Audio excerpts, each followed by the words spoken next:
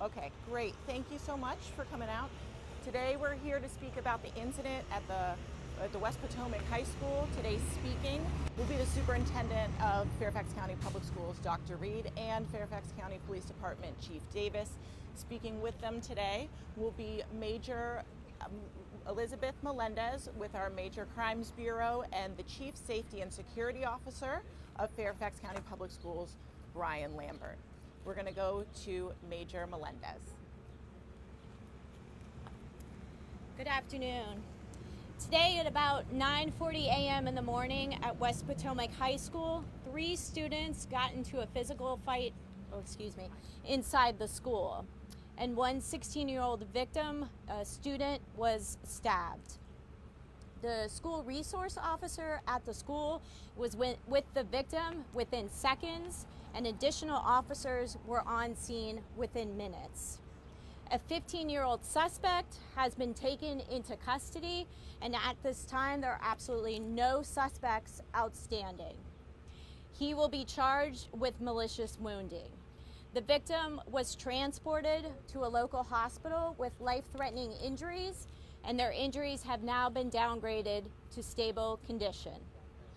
Detectives from our Major Crimes Bureau and Criminal Investigations Division are on scene right now investigating. Thank you.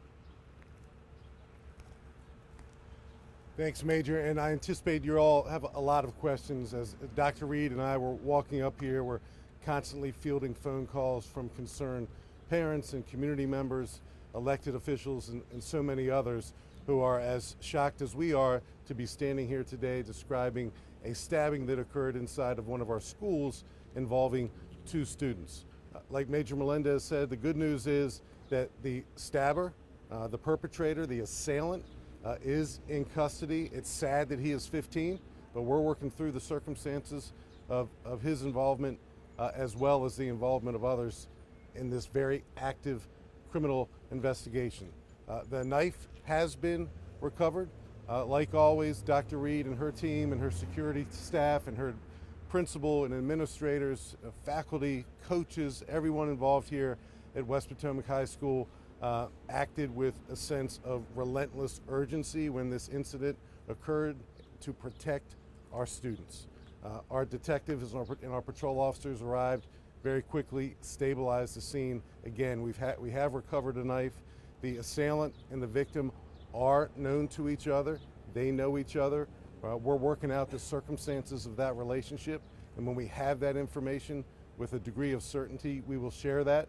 Another bit of news as we were walking up to share this information with you, in addition to getting calls from so many community members expressing concern, as we were notified that our victim, and again our victim is 16 years old, is now in stable condition, which is a sigh of relief for the entire community. He will hopefully be back in a position to be back in school and lead a productive life. So Dr. Reed's going to share some thoughts as well, and then we'll stand ready to take your questions. Dr. Reed. Thank you, Chief Davis. And I want to begin by just saying that our hearts, our thoughts, our prayers go out to all those directly impacted by the incident today, not just the young men involved in the act of violence, but all the students who observed this, the staff who were a part of this, the families who are at home and worried about this. And our thoughts, hearts, and prayers go out to everyone impacted. I want to say at this time, our school, West Potomac High School, is safe. The situation has been contained, as Chief Davis mentioned. The students are currently going through a modified lunch schedule where they're being supervised more closely. This afternoon, we've brought in counseling teams to meet with our students and staff. And while there's a sense, obviously, of shock that this would happen at West Potomac High School, one of our high schools here in Fairfax County, I'm very proud of the response of our staff to this incident. They responded quickly and admirably, and may have saved a life today. I also want to thank our law enforcement partners. This partnership is critical, and our community is so grateful to have the quality of professionals we have here in law enforcement and as educators. So at this time, students are in classes. I've met with several of the classes, talked with students, talked with staff this morning, and there's obviously a commitment to continuing to move forward. And we've got a lot of weeks left in this school year, and we hope that today's incident is very isolated. So thank you. Can you tell us why you're not releasing students when we're under a stay put, stay At- order, and it says that parents are allowed to check out? At this time, because of the seriousness of the incident, we want to make sure students have access to counseling services and are not going out in the community in perhaps unsupervised settings. So update to a lockdown. Stay put, stay play, proper identification. I can get my daughter. My daughter's freaking out in there. She wants out of school. Stay put, stay play per Fairfax County Public Schools regulation. A parent with the proper ID and identification can get their kids out of school. So why are you preventing us from doing that? At this time, we're clearing the scene, and then we'll be able So then to that's allow a that to lockdown, occur. correct? This is a lockdown situation. It is a combination at this point. Communication is key in anything like Right. this. So let's call it what it is. It's a lockdown. Let's get that notification out so parents are aware and we can communicate with our kids who just want to get the hell out of the school. Thank you. Doctor, I have one question. Metal detectors, I know this is something that was supposed to be getting set up in schools in Fairfax County. Were metal detectors set up in this school? And if not, why not? We're currently in the middle of a pilot structure this spring, and they were not in place at this school this morning, but they were at another school in Fairfax County. Would those detectors have caught the knife, Dr. Reed? Scott, I think that it depends on the setting for the detectors. There are a variety of settings, and I don't have information on the length of the knife or the type of knife at this time to correctly answer that. But once we do, we could provide that answer. Is it your understanding that the knife was brought into school, or was it obtained on the school campus? Maybe it's a question for I don't have information about that, Scott. The situation's too new. Doctor, why would this, so are you going to cancel classes for the rest of the day, or what's the day? No, students are still in school for the rest of the day. Can you talk a little bit about the cell phone policy at this school and how that comes into play in a crisis situation like this? The cell phone policy, I'm not sure, comes into play in a situation like this. Multiple parents said they were frustrated that their kids didn't have access to their cell phones to be able to contact them while they were watching somebody bleed on the floor. Yeah, I've actually not heard that we have a concern at this time with cell phones. We do. Get you some of these details with the specifics. We can get you for after. We can get the little details and get you a lot of those as well. Dr. Reed, can you please talk about and confirm if both students involved were students at West Potomac High School? That is correct. Both students involved were students at West Potomac High School and are students at West Potomac High School. And I have a question for police. if there are Hispanic, Black, or white? I don't have that information at this time. For police, you said there were Before we get Oh, sure. to Tom, Hispanic. Hispanic Tom. for the victim or the Both. you said there were 3 involved. This was a fight. Do we know where the third person is? Are they facing any charges? Were Yeah, they Tom, injured? thanks for that question. So our victim is 16, the perpetrator is 15. The perpetrator is in custody. A third person who we are questioning, we are not describing him as a person in custody because at the moment we don't anticipate any criminal charges on this third person. He was close enough to the altercation that we want to interview him to figure out what he knows. We have the video just like you have the video, but the video doesn't tell the entire story. So we're interviewing that third person. So one victim, one in custody, the one in custody is 15, and the third person we're speaking to and interviewing is a 15-year-old student as well. But at the moment, we don't anticipate any charges against him. Chief, real quick, just tell me a little bit about your thoughts about having weapon detection devices in school, what they may prevent, what type of resource they serve as to the students as well as that. Sure. We're in constant communication with Dr. Reed and her team, and the recent security enhancements that she has made are things that we support as law enforcement. This is a well-regarded, reputable, nationally so, school system, and FCPS, just like our police department, tends to be early adopters with security measures that keep people safe. Is it perfect?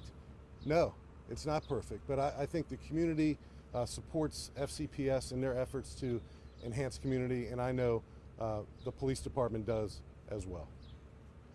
Any other police questions? Yeah, I know you all say the school resource officer was there pretty quickly. I mean, this is a massive school. Did they just happen to be in the area, or they rushed to the area? Well, I don't know, Tom, exactly how close they were, but certainly they rushed to the scene.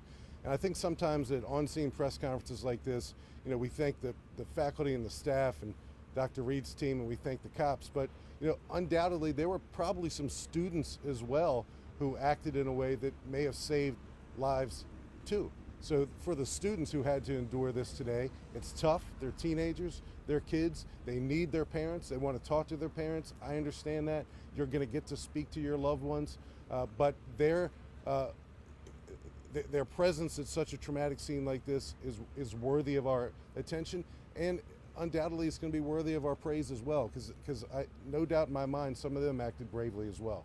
And I see additional parents are coming up here, and that just kind of speaks to the strength of this school community. Any other police questions or any other questions for Dr. Reed? Just to follow up on the question from earlier, considering what happened, how traumatic this has been, why continue the school day? So at this time we have counseling support here to work with our students and to provide counseling services on site prior to our students leaving.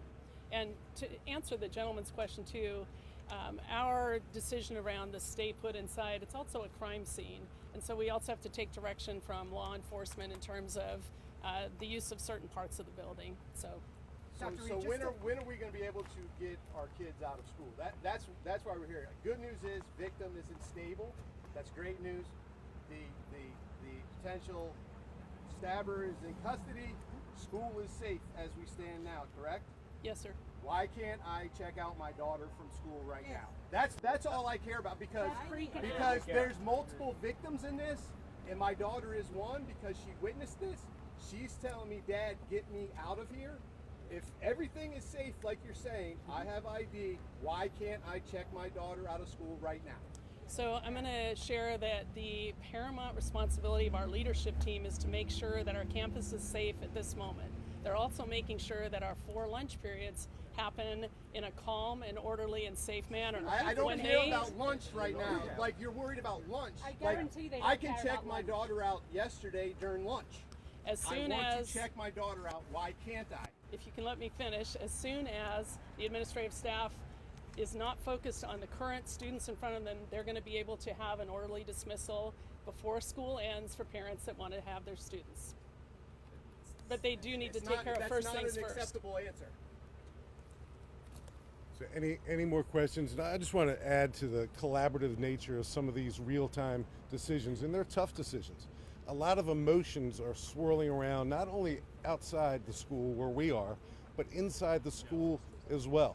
So the last thing we want as responsible adults, whether we're FCPS or FCPD, is to release emotional groups of students and something retaliatory in nature happens down the street this way or down the street that way. So it's always a measured, calculated decision, and inevitably it doesn't make everyone happy, and I think we understand that. So last question? Yes, sir. Yes, sir. You say the emotion. The best way for the children is to be with the father. Mom, dad. That's Absolutely. the best way to be. My daughter just texted me, Daddy, I want to be with you. Yeah. And I'll just say, That's the best thing to be. With mom, with dad, with the brother, with the family. yeah, and no daughter, your daughter is scared. There's a lot of scared kids. Oh yeah, exactly. Right. And She don't probably wanna be there because she's scared. She wants to be within a short at amount of home with mom time, and dad. you're going to hear a subsequent announcement from FCPS regarding what's next. But again, just to reiterate, just a little bit of food for thought as all of our emotions are running high. We don't want to let the school spill out into this residential community and have skirmishes, fights, altercations, and maybe even additional crimes take place. So all those considerations are something that we're thinking about, just like you're thinking about it. And I'm sorry your children had to endure what they had to endure today. A lot of people did. So we're going to get them to you safe and sound really, really soon. And we just thank you so much for being here, and thank you all for being here. How soon is soon? Yes, sir. 30 minutes, 20, 1 hour? I don't know, but you're going to know something soon. Is anybody able to tell us where in the school this was? It near locker rooms? Was it near English classrooms? Anybody able to say the kind of location within the school? So it was in a hallway near classrooms. I think that's probably as far as I'll go. But we can add some specificity to this in a follow-up announcement, or if we have to gather again like this tomorrow, we can do that as well. So thank you all. Thanks, Chief. Thank you all so much for coming out. You can follow information from Fairfax County Public Schools on the school's website there, and you can also follow for more details at Fairfax County PD on our socials.